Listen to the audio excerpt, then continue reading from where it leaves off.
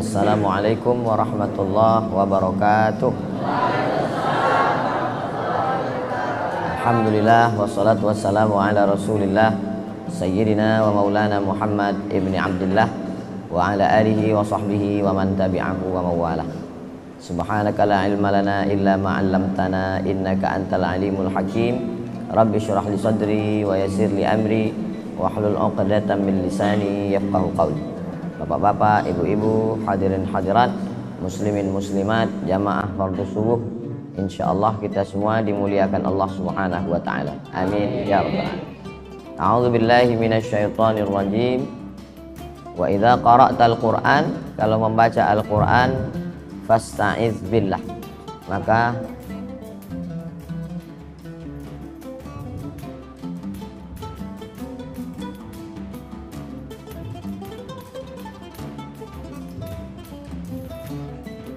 idza qara'tal Qur'an, kalau engkau membaca Al-Qur'an, fasta'iz billah, maka mintalah perlindungan kepada Allah, baik di dalam sholat maupun di luar sholat.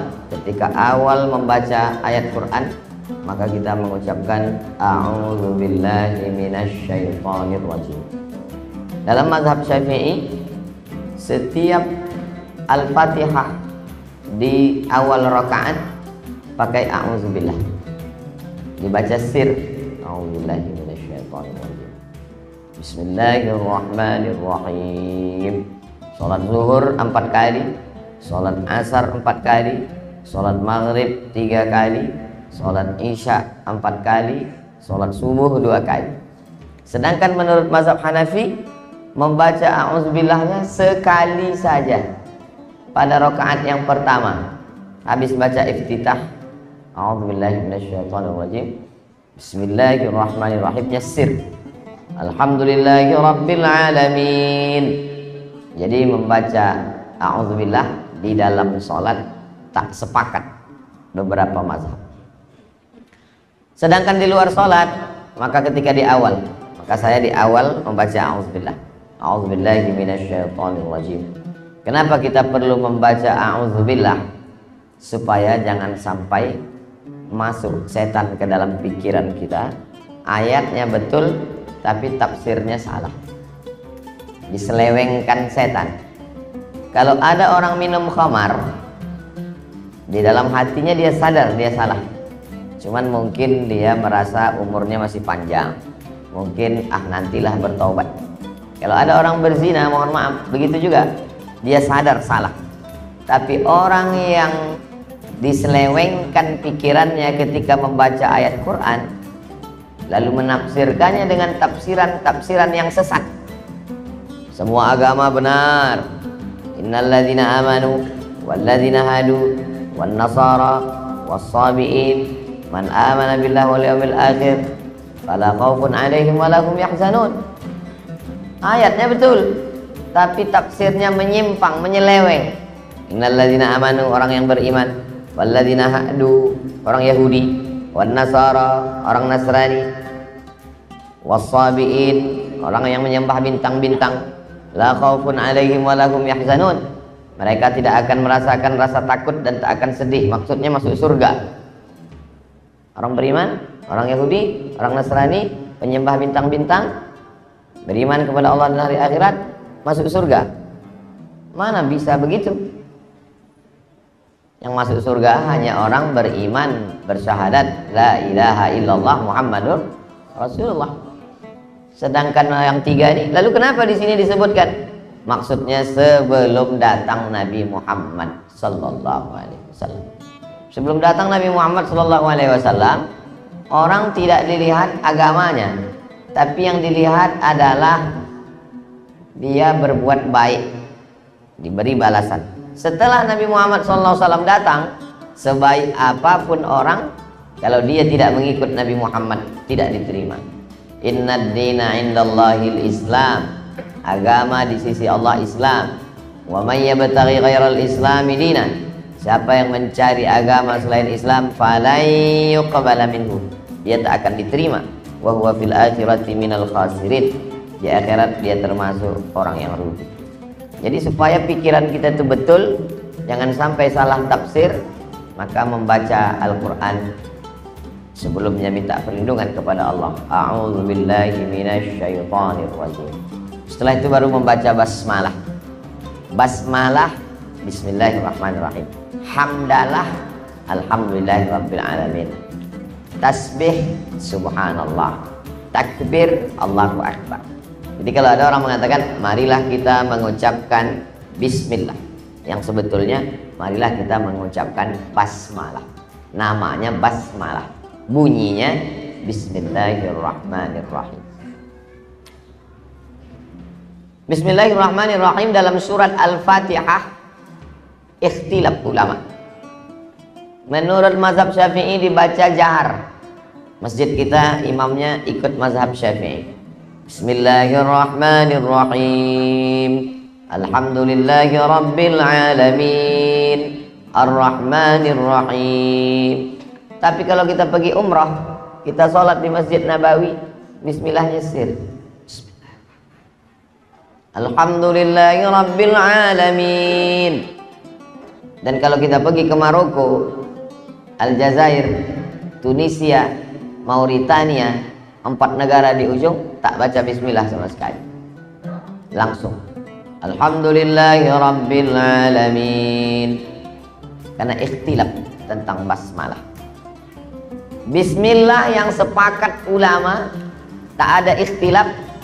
Bismillah yang ada tentang kisah surat untuk Bilqis dari Nabi Sulaiman. Innahu min Sulaiman, innahu bismillahirrahmanirrahim. Itu sepakat ulama, tidak ada ikhtilaf. Bismillah yang ada di awal Al-Fatihah menurut mazhab Syafi'i, menurut mazhab Hanafi, menurut mazhab Hambali, dia ayat 1, nomor 1. Bismillahirrahmanirrahim. Alhamdulillahirabbil alamin. Ar-Rahmanir-Rahim. Malik yaumiddin. Iyyaka na'budu wa iyyaka nasta'in. Ihdinas siratal mustaqim. Siratal ladzina an'amta 'alaihim ghairil maghdubi 'alaihim waladdallin. Amin. 7. Tapi menurut mazhab Maliki, ayat pertamanya Alhamdulillahi rabbil alamin. Ar-Rahmanir Rahim. Malik yaumiddin. Iyyaka na'budu wa iyyaka nasta'in.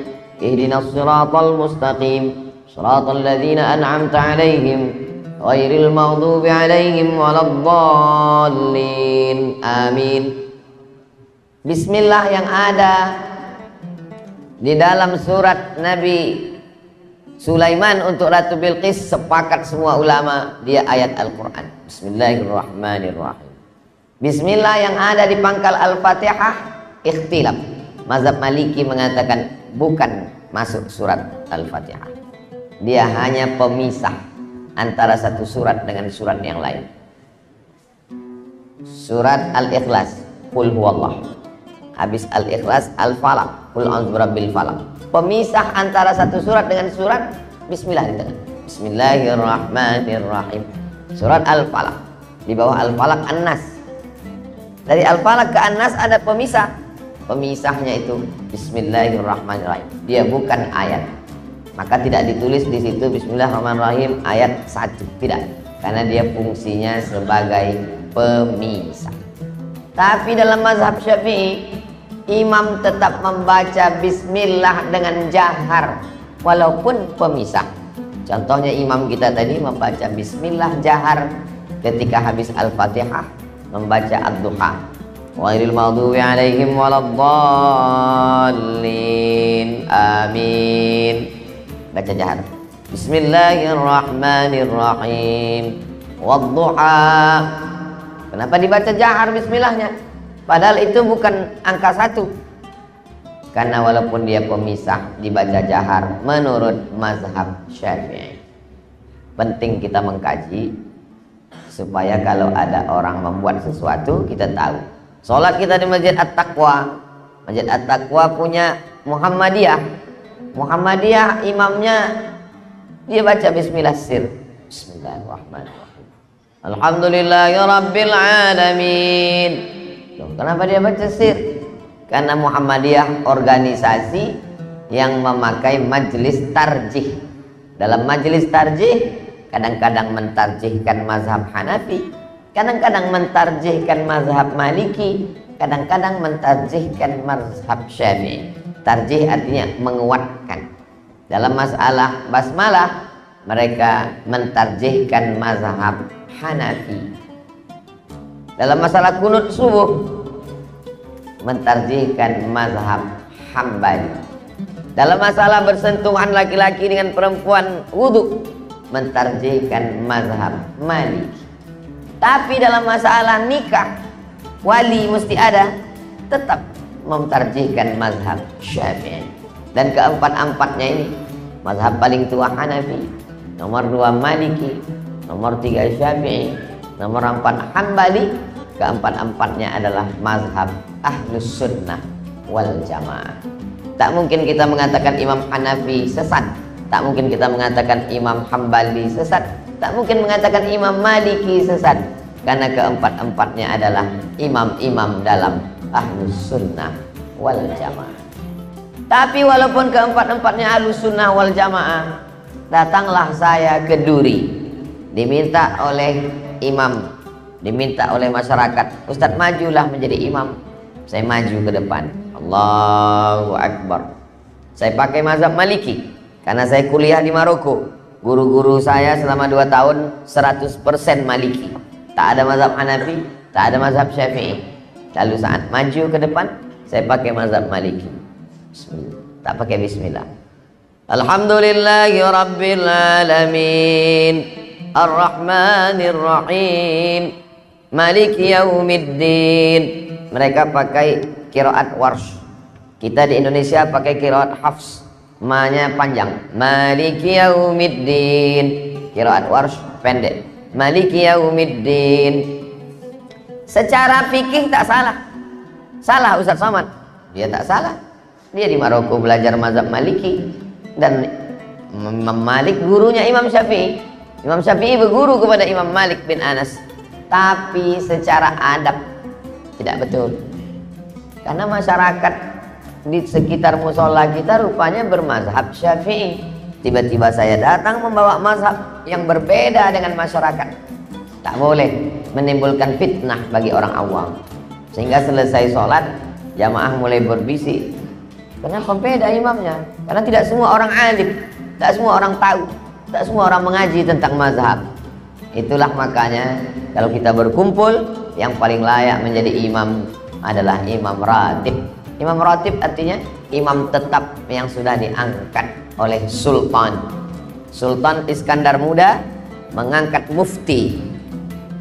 Mufti adalah orang yang mengeluarkan fatwa dalam masalah halal haram. Tidak boleh orang sembarangan mengeluarkan fatwa. Yang mengeluarkan fatwa hanya mufti. Mufti Aceh yang paling terkenal namanya Syekh Abdul Rauf As-Singkili. Orang pertama yang menerjemahkan Al-Quran ke dalam bahasa Melayu. Nama tafsirnya Tarjuman Al-Mustafid.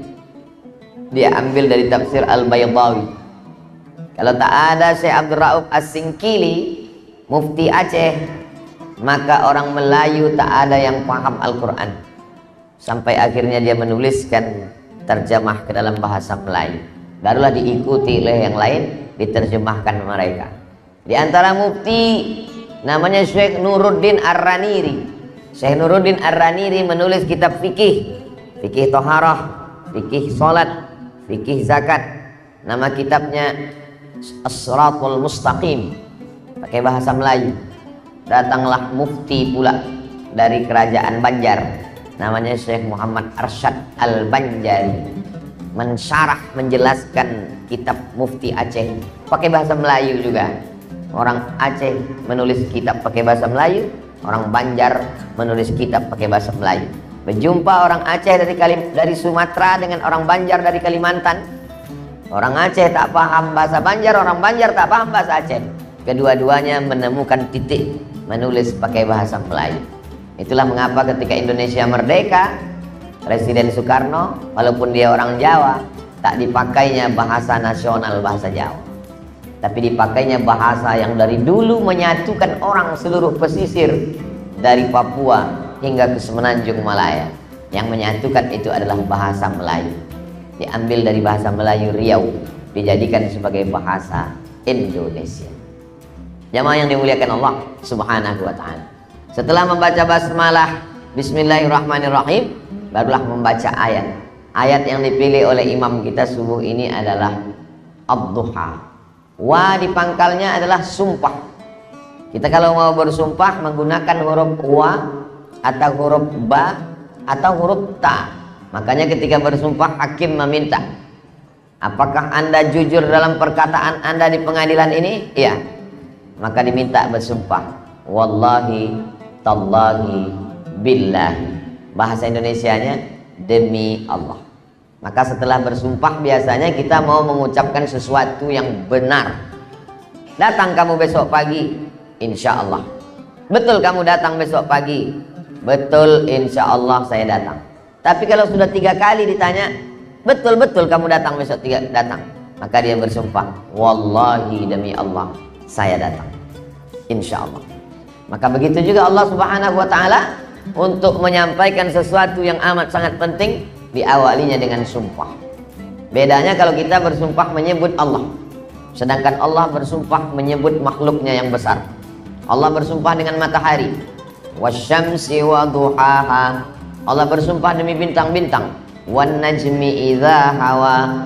Allah bersumpah demi bumi, wal ardi. Allah bersumpah demi makhluk-makhluk yang besar. Tapi dalam surat ad-duha Allah bersumpah demi waktu, wad-duha. Dalam Al-Quran Allah bersumpah 6 kali demi waktu.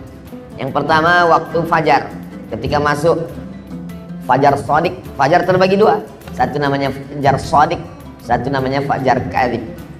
Ketika masuk fajar Allah bersumpah, wal fajr walayalin ashr. Habis itu habis masuk waktu fajar, masuk waktu subuh, was-subhi idza tanaffas. Habis masuk waktu subuh, masuk waktu duha, wad-duha.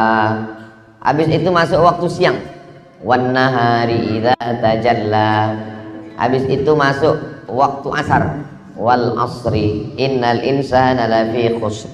Habis itu masuk waktu malam. Waktu malam 2 kali. Wal laili idza yaghsha, wal laili idza saja. 6 kali Allah bersumpah demi waktu. Apa maknanya?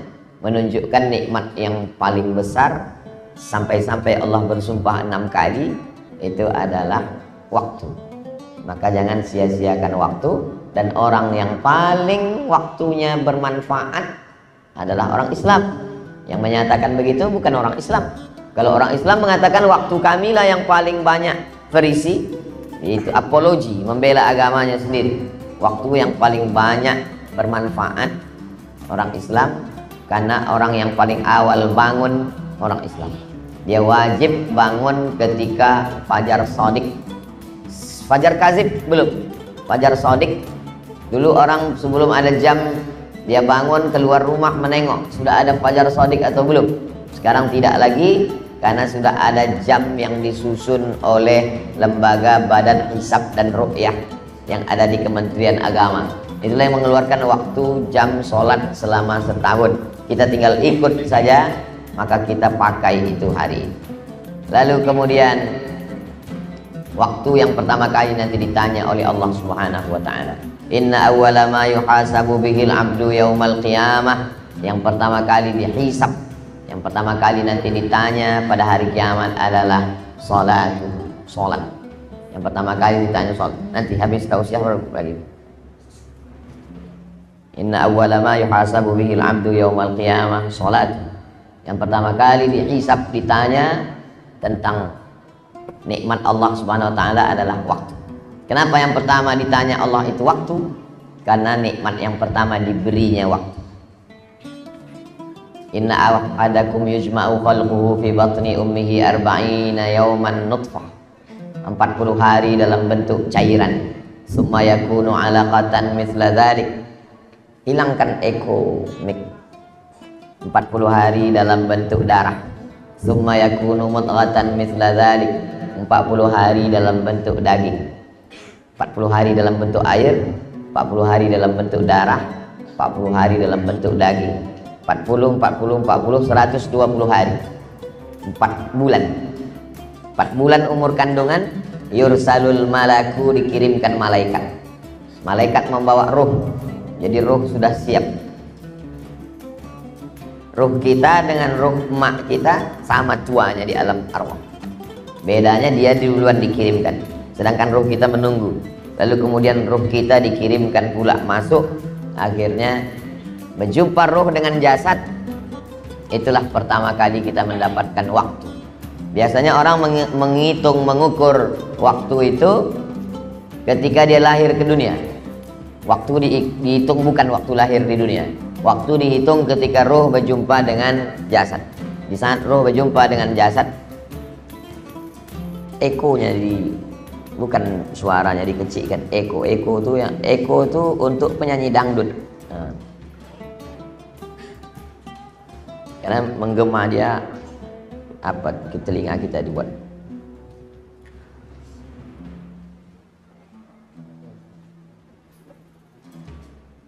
Empat 40 hari dalam bentuk cairan, 40 hari dalam bentuk darah, 40 hari dalam bentuk daging, 120 hari umur kandungan, berjumpalah ruh dengan jasad.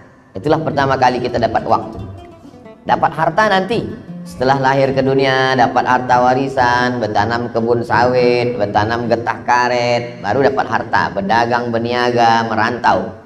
Dapat istri nanti, setelah akil balik, menikah, dapat anak.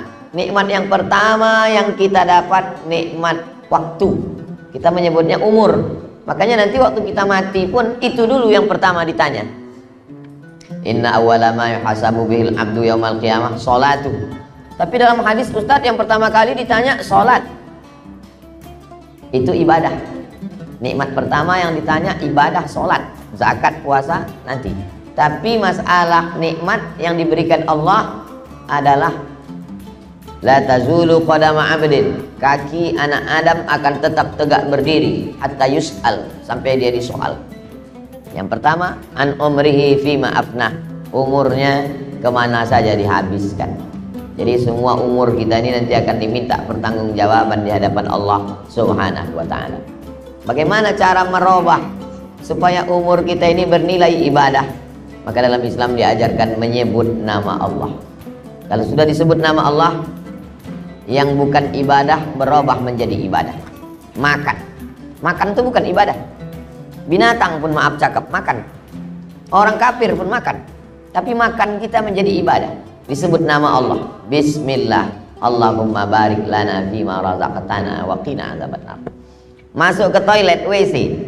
WC itu tempat najis, kotor. Semua orang masuk ke toilet buang hajat. Buang air besar, buang air kecil. Tapi bagi umat Islam dia menjadi ibadah.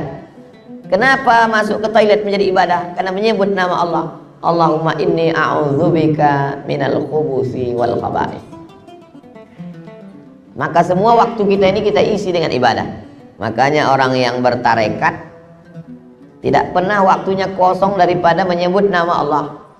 Tarekat Naqsyabandiyah. Tarekat Naqsyabandiyah zikirnya tak putus Allah Allah. Namanya zikir ismuzat di dalam qalbu.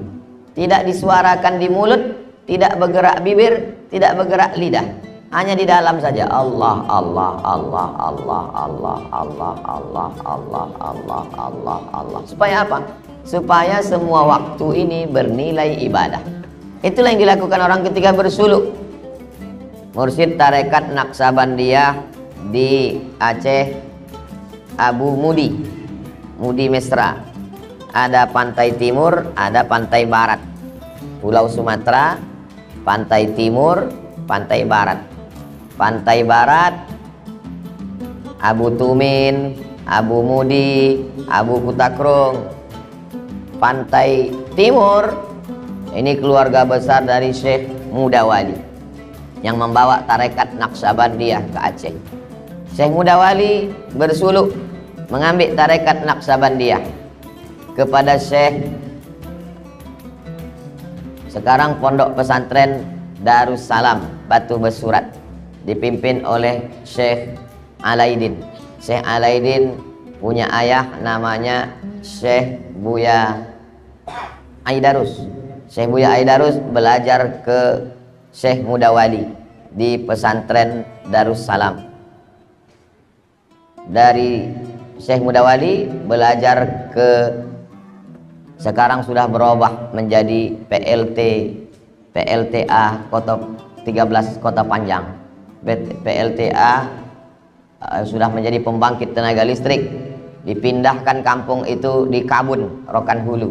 Dulu masuknya Kampar. Namanya Syekh Abdul Ghani Al-Kampari. Syekh Abdul Ghani Al-Kampari turun kepada Syekh Mudawali, dari Syekh Mudawali kepada Syekh Aidarus, dari Syekh Aidarus kepada Syekh Alaidin At-Tari. Syekh Mudawali punya beberapa anak. Anaknya doktor pertama usul fikih dari Al-Azhar Kairo. Itulah dia Profesor Dr. Syekh Muhibbuddin Wali. Ulama-ulama besar.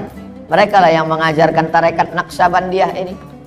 Naqsyabandiyah melantunkan zikir tak putus. Ada orang bersuluk 10 hari, ada bersuluk 40 hari. Orang yang ikut tak masalah. Yang masalah ini ketika dia tidak ikut, hanya mendengar dari orang. Kau kemarin bersuluk? Iya. Apalah kerja kalian selama bersuluk? Hanya berzikir saja, Allah Allah. Ada baca Quran? Tak ada. Oh, kalau begitu orang bersuluk tarekat tak baca Quran. Akhirnya diambilnya kesimpulan bahwa orang yang bertarekat tidak baca Quran. Padahal orang bertarekat membaca Quran. Hanya saja saat bersuluk itu dia bukan fokusnya baca Quran. Saat bersuluk menanamkan, menancapkan, melekatkan, mengikatkan supaya kolbu itu tak putus berzikir Allah Allah Allah Allah Allah Allah Allah Allah Allah Allah.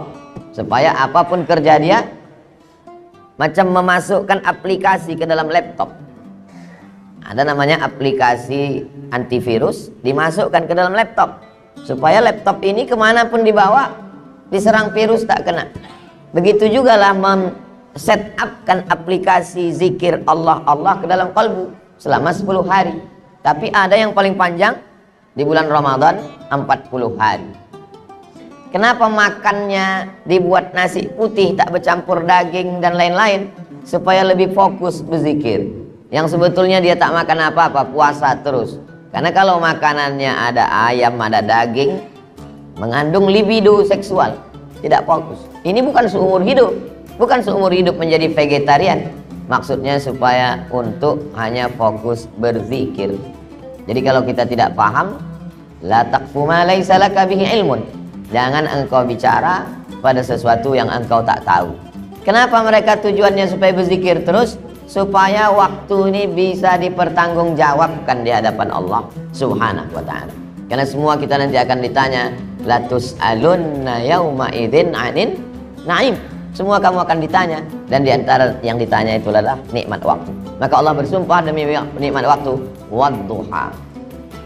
Setelah Allah bersumpah demi waktu siang, wadduha, Allah bersumpah pula demi waktu malam, wallaili idza saja. Berpasang-pasangan. Ada waktu siang, wadduha, ada waktu malam, wallaili idza saja. Siang 12 jam, malam 12 jam.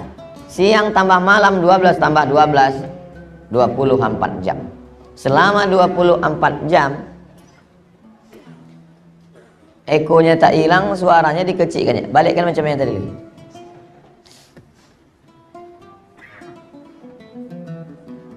Siangnya 12 jam, malamnya 12 jam. 12 tambah 12, 24 jam. 24 jam ini dibagi 3. 8 jam bekerja. Kalau PNS masuk jam 8 pagi, pulang jam 4 sore. 8 jam tidur. Kata dokter, orang yang sehat tidur 8 jam. Kami balik dari Bukit Kerikil tadi malam sampai ke Duri jam 1. Jam 2, jam 3, jam 4 bangun. Baru 3 jam saya tidur. 3 jam tidur tuh berguyang berdiri.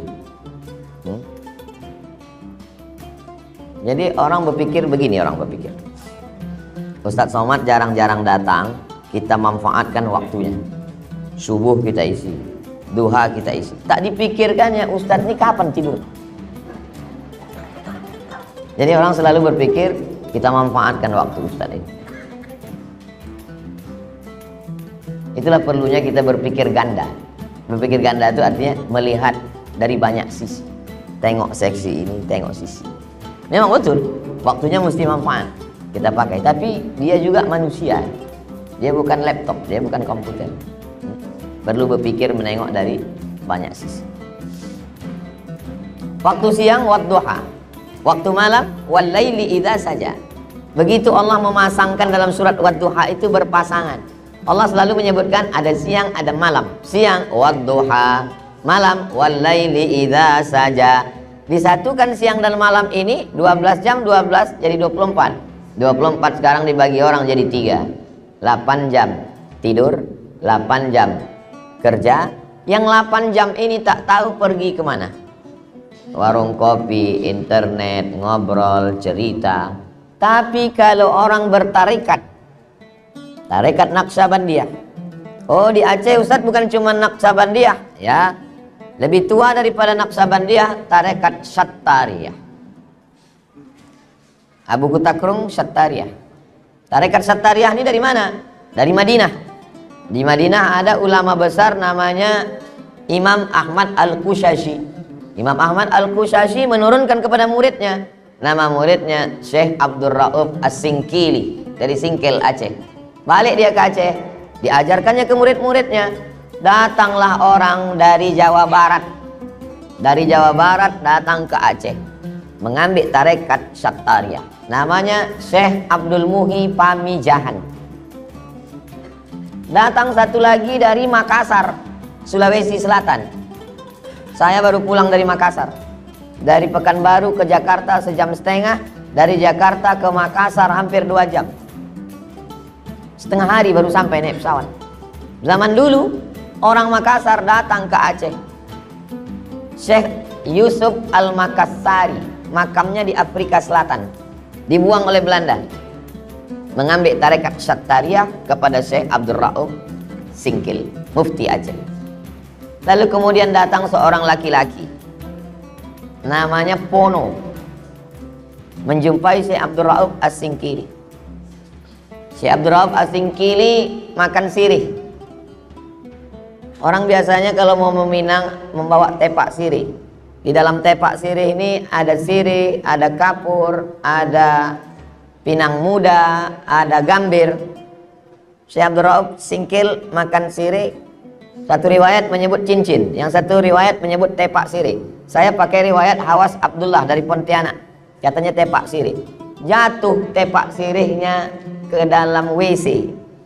WC zaman dulu tuh septic tank, tanah yang digali, tempat kotoran semua santri-santri. Semua merasa jijik. Datang Pono nih, masuk dia ke dalam septic tank tuh, mengambil tepak sirih gurunya tadi, dicucinya bersih, dibawanya balik. Wahai Tuan Syekh Abdul Rauf As-Singkili, ini tepak sirih engkau. Apa kata Syekh Abdul Rauf? Di antara semua muridku, maka kaulah yang mewarisi ilmuku. Nanti kalau kau bercakap seperti aku. Sampai sekarang orang yang paling ramai se-Sumatera ini berkumpul di kubur si Pono, murid si Abdul Rauf tadi. Nama acaranya Basapa. Syekh Burhanuddin Ulaqan Pariaman, murid dari Syekh Abdul Rauf As-Singkili, tarekat Sattariyah. Baik tarekat Sattariyah maupun tarekat Naqsabandiyah ibarat naik sampan.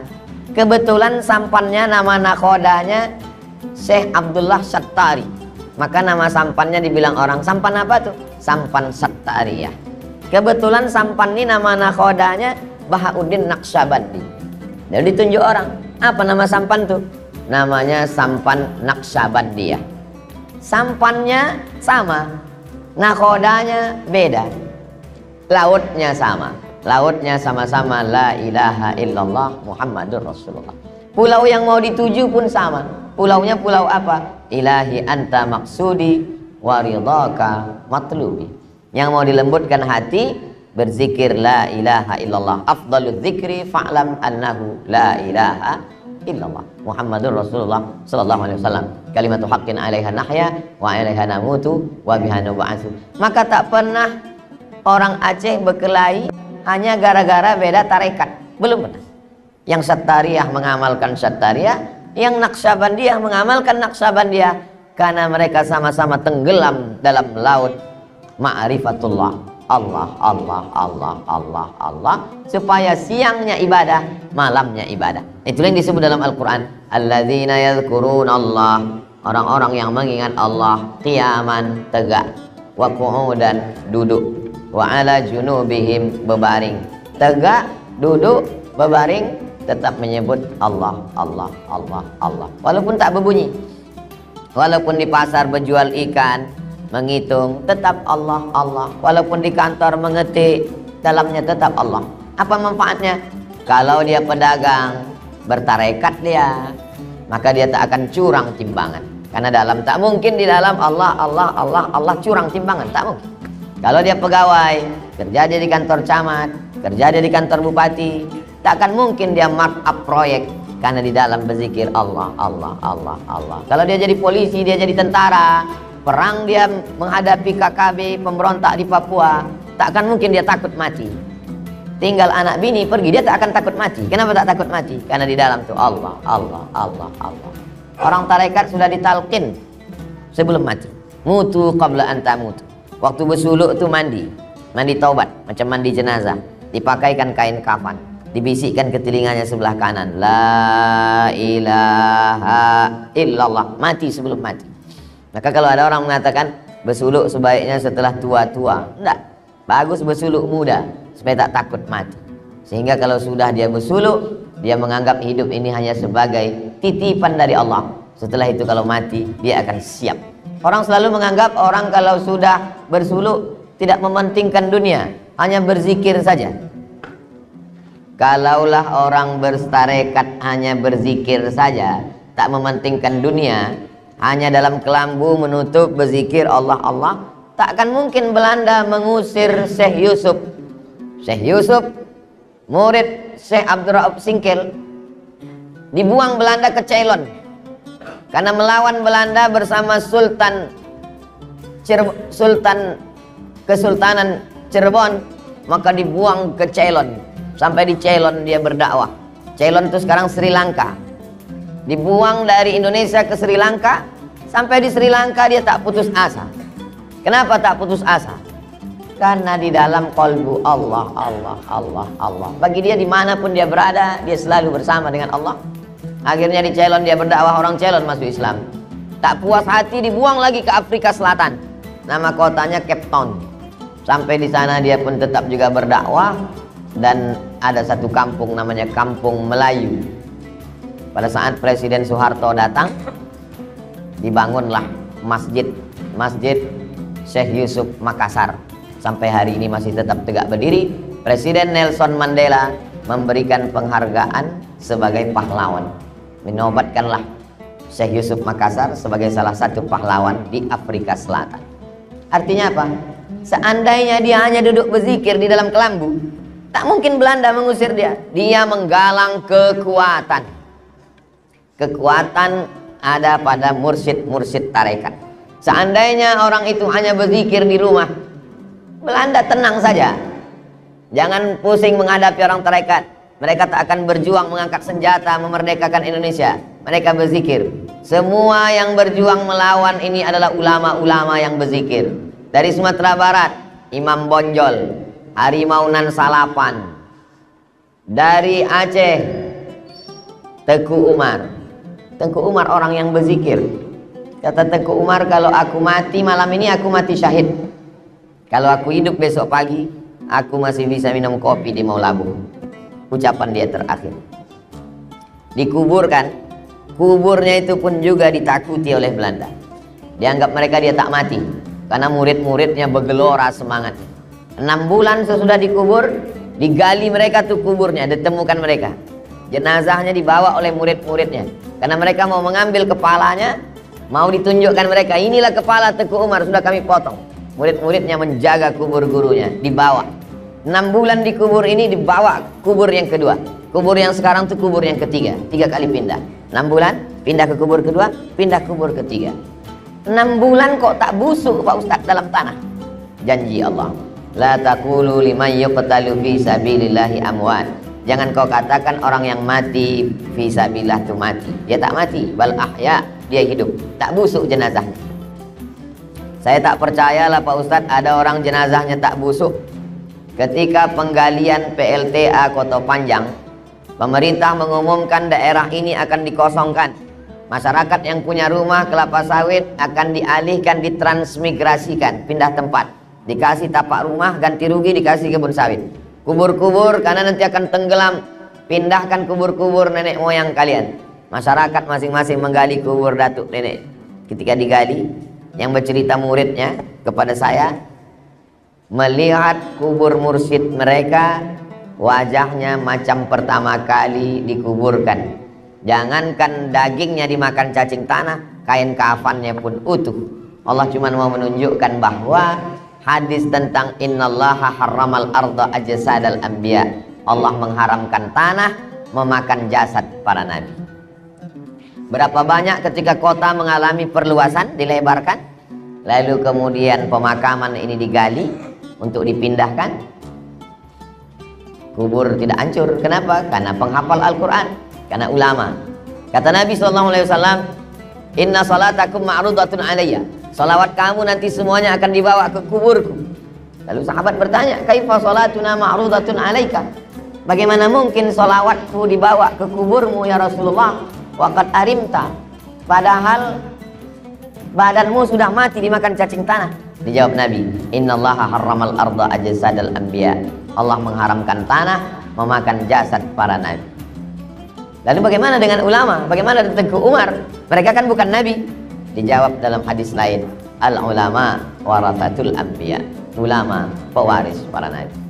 Jadi kalau ada orang mengatakan ulama tasawuf itu tak mementingkan dunia, tasawuf itu hanya berzikir ingat mati saja, tidak akan mungkin Indonesia ini merdeka kalau bukan karena mereka yang sudah mati sebelum mati.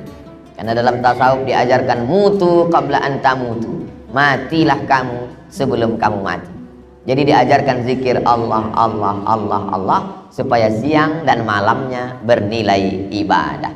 Karena kalau ibadah cuma sholat subuh 5 menit, sholat zuhur 5 menit, sholat asar 5 menit, maghrib 5 menit, isya 5 menit, 5 kali 5 baru 25 menit. Sedangkan kita hidup 24 jam. Yang mana sebetulnya sholat? Maka seluruh waktu kita ini diisi dengan sholat. Makanya ada yang disebut dengan sholat daim. Sholat daim artinya sholat yang tak putus. Zuhur, asar, dari zuhur ke asar sholat juga. Tapi orang yang tak paham, yang tak belajar fikih, lalu dia tarik kesimpulan, aku sudah berzikir Allah, Allah. Sholat itu kan isinya zikir juga. Kalau gitu aku tak perlu lagi sholat, kan aku sudah berzikir. Zikir bukan sholat. Karena sholat ada tegaknya, ada rukuknya, ada i'tidalnya, ada sujudnya.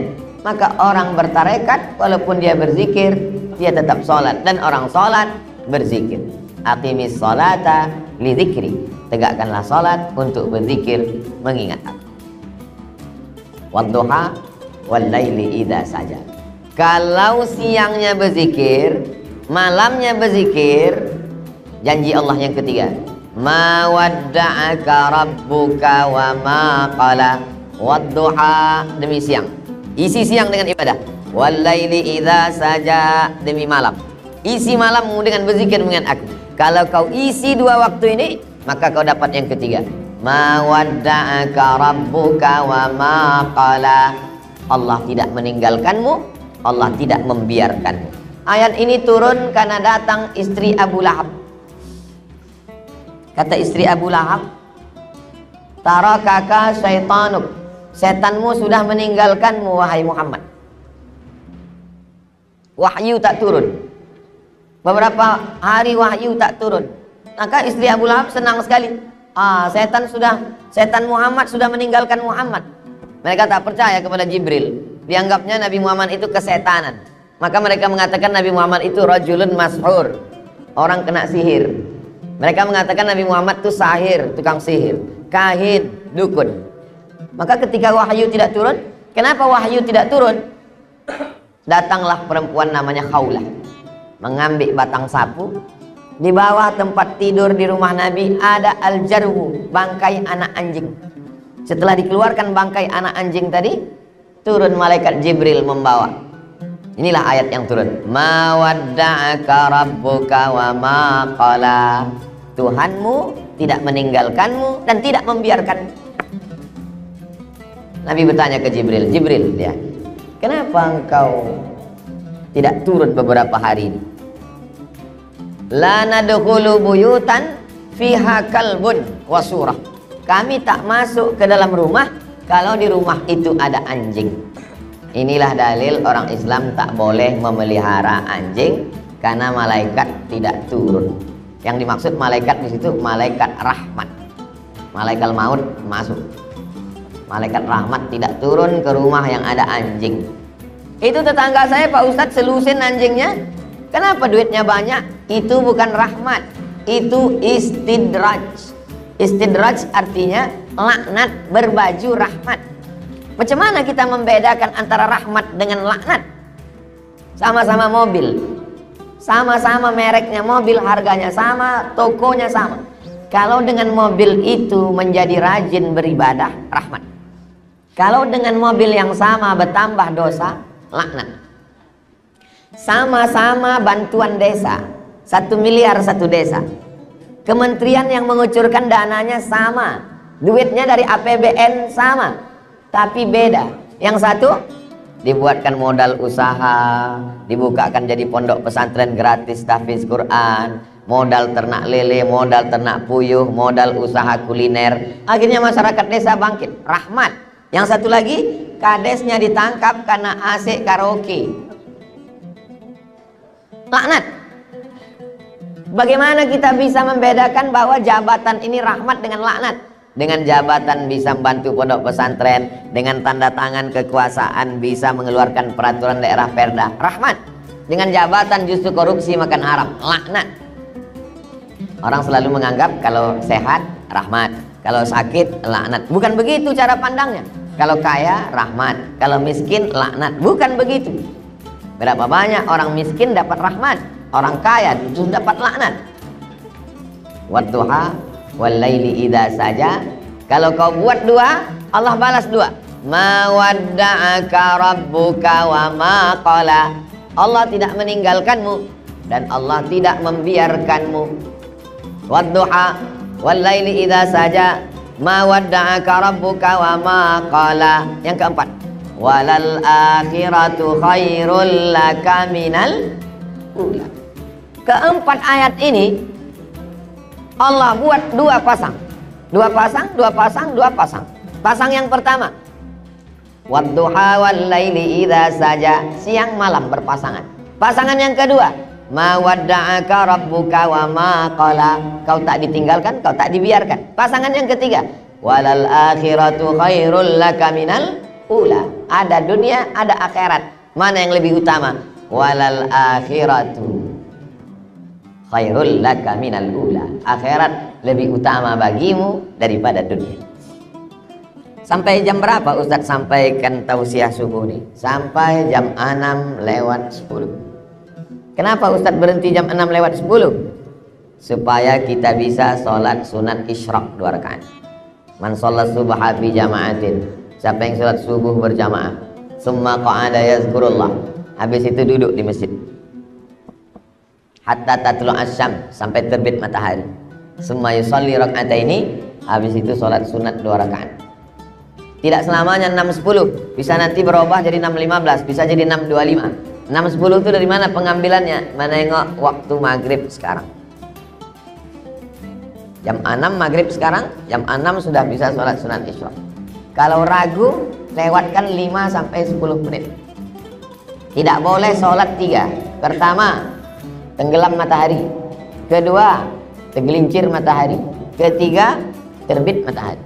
Karena 3 waktu ini dipakai oleh orang musyrik untuk menyembah berhala. Lata, Uzza, Manat, Hubal, Jibti, Tamun. Mereka sembahyangnya 3 kali. Terbit matahari, tergelincir matahari, tenggelam matahari. Apa maknanya? Kalau ada orang di duri ini tak sembahyang, lebih parah dari orang kafir musyrik jahiliyah. Karena semusyrik-musyriknya mereka tetap menyembah patung 3 kali. Terbit matahari, tergelincir matahari, tenggelam matahari. Kapan tak boleh beribadah zuhur? 10 menit menjelang zuhur.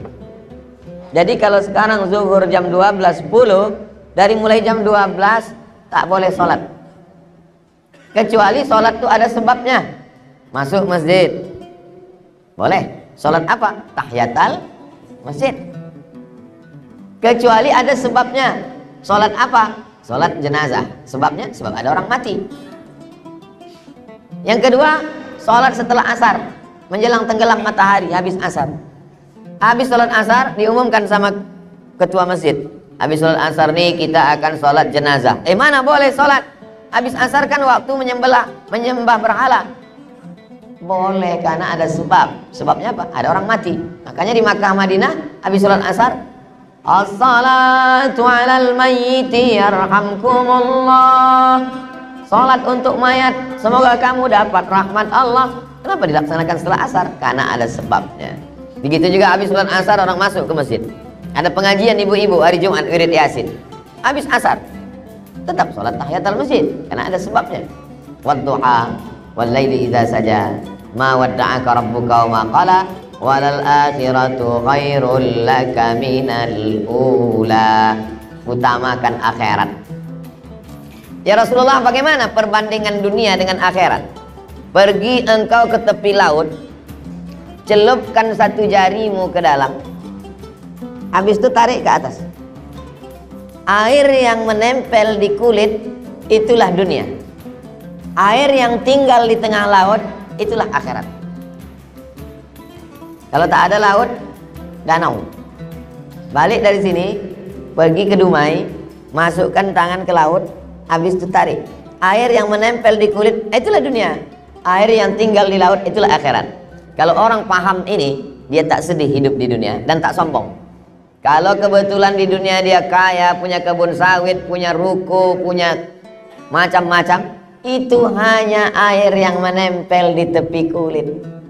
Dan kalaupun hidupnya susah, miskin, melarat, dia pun tak kecewa, karena itu pun hanyalah dibandingkan dengan huru-hara akhirat. Maka mengetahui hakikat akhirat. Man arafat dunia hanat alai. Siapa yang tahu dunia, maka bagi dia ringan dunia ini. Nisfa janaha ba'udah, macam setengah sayap nyamuk.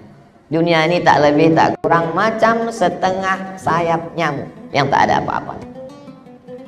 Wadduha wal laili idza saja ma wadda'aka rabbuka wa ma qala walal akhiratu khairul laka minal ula. Yang kelima, wala saufa yu'tika rabbuka fatarda. Apapun yang kau mau dikasih Allah. Kalau kau mau bukit Uhud ini jadi emas, ku kasih untukmu ya Muhammad. Kalau kau mau semua dunia ini untukmu ya Muhammad. Kita akan dapat yang kelima, wala saufa yu'tika. Apapun yang kau mau Allah akan kasih. Syaratnya 4. Kalau bisa yang 4 nih, dapat yang 5. Pertama, wadduha, siangnya untuk Allah.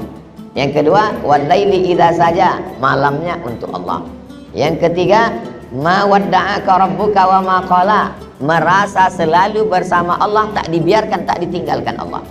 Yang keempat, walal akhiratu khairul laka minal ula, lebih mementingkan akhirat daripada dunia. Kalau 4 nih bisa, yang 5 nih otomatis wala saufa yu'tika rabbuka fatarda. Kenapa kita tak dapat yang 5? Karena 4 nih masih kacau balau morat marit. Saya tak ada koordinasi dengan Tuan Imam ayat apa yang mesti dibahas subuh.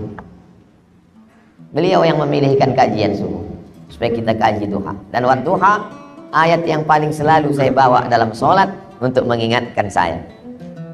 Bacalah Al-Quran seakan-akan dia diturunkan kepadamu, sehingga ketika dalam Quran itu engkau, walaupun engkaunya itu kepada Nabi Muhammad, seolah-olah kepada kita. Wala saufa yu'tika, Allah akan berikan kepadamu apa yang kau mau kalau engkau dapat yang 4 ini. 5 ayat inilah yang kita kaji subuh yang penuh berkah ini. Kita sholat sunat isyraq 2 rakaat. Usolli sunnatal isyraq raka'ataini lillahi ta'ala. Hadisnya hadis hasan, tak ada ikhtilaf antar ulama. Salat subuh berjamaah, duduk berzikir mengingat Allah, salat sunat isyraq 2 rakaat, kanat lahu ka ajri hajjatin wa umrah, dia seperti haji dan umrah. Habis salat kita pulang dengan tenang. Mohon maaf saya tak ada acara apa-apa, saya mau balik ke hotel, mau tidur. Karena kalian kasih saya jadwal lagi tablik akbar. Kalau saya masih begini-begini nanti saya tak bisa tablik akbar karena saya baru tidur 3 jam. Terima kasih. Assalamualaikum warahmatullahi wabarakatuh.